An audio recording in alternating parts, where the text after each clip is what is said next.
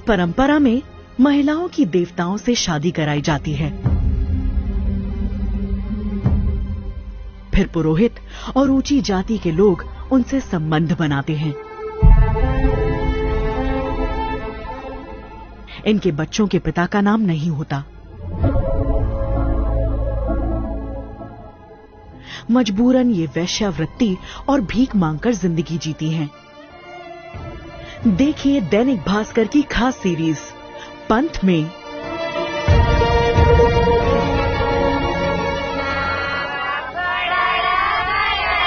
एक ऐसी परंपरा जहां धर्म के नाम पर बच्चियों को मंदिर में दान कर देवदासी बनाया जाता है।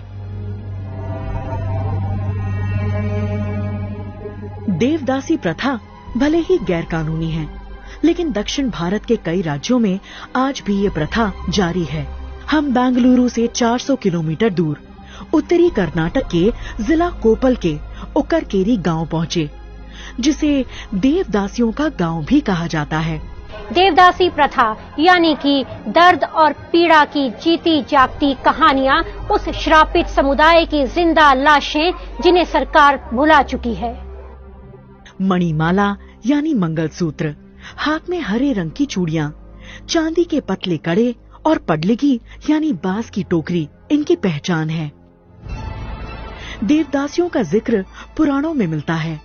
चोल वंश और गुप्त काल में भी देवदासी की प्रथा थी। 6ठी शताब्दी में शुरू हुई इस प्रथा ने 9वीं 10वीं शताब्दी तक भारत में अपनी जड़ जमा ली थी। योनसांग अल-बरूनी, अरब यात्री अबू जैद अल हसन जैसे विदेश यात्रियों ने अपने लेखों में देवदासियों का जिक्र किया है।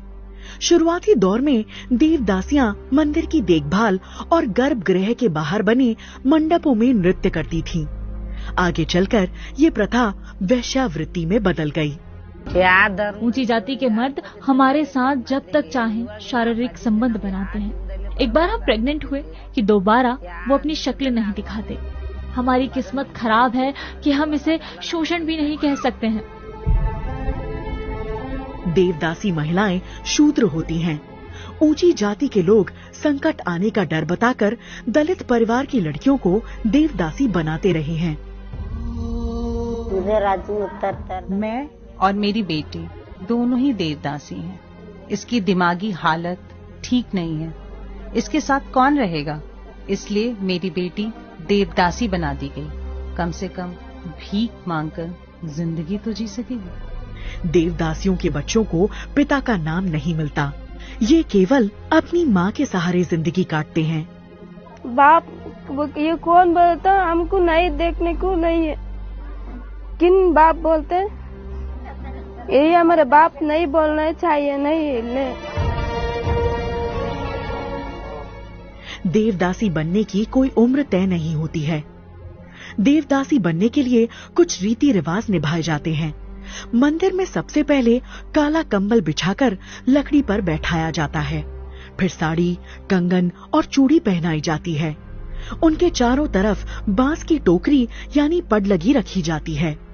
फिर 5 देवदासियां हुदो हुदो मंत्र का जाप करते हुए माथे पर आड़ा सिंदूर लगाकर मणिमाला यानी मंगलसूत्र पहनाती हैं, जिसके बाद 5 घरों से भीख मांगकर लानी होती है। इसके बाद वो देवदासी बन जाती है। देश भर में देवदासियों को कई नामों से पुकारा जाता है, जैसे उड़ीसा में महारी यानी महान नारी, कर्नाटक में राजा दासी जोग थी, महाराष्ट्र में मुरली और भाविन। वहीं स्थानीय देवियां यल्लमा, होलगेमा और होसुरमा के नाम पर दलित महिलाओं को देवदासी बनाया जाता है। यह तीनों देवियां बहन हैं, जिनके मंदिरों में आज भी देवदासियां मौजूद हैं। तो इनका कहना है बसम्मा का कि ये अभी 3 साल पहले देवदासी बनी है। तो बसम्मा की जो बात है वो सरकार के दावों की पूरी तरह से पोल खोल रही है। कर्नाटक सरकार ने 1982 में इस प्रथा पर रोक लगा दी थी, लेकिन आज भी कर्नाटक में लगभग 70,000 से ज्यादा देवदासियां मौजूद हैं। और सरकार से इनको खाली 1500 रुपया पेंशन मिलती है। आजकल 1500 रुपया में इनके गुजारा चलना बहुत मुश्किल है। और इनका जो लड़के लोग हैं इनको अलग से ही देखते हैं। इनकी बहुत कठिन परिस्थिति में ये जीवन चला रहे हैं। पूर्णिमा की रात देवदासियां देवियों को खुश करने के लिए सालों से मंदिर में पूजा पाठ की रस्में निभाती आ रही हैं। गोद में बच्चे लिए लोगों की खुशियों की दुआएं देती ये देवदासियां खुद के जीवन में खुशियों से दूर हैं।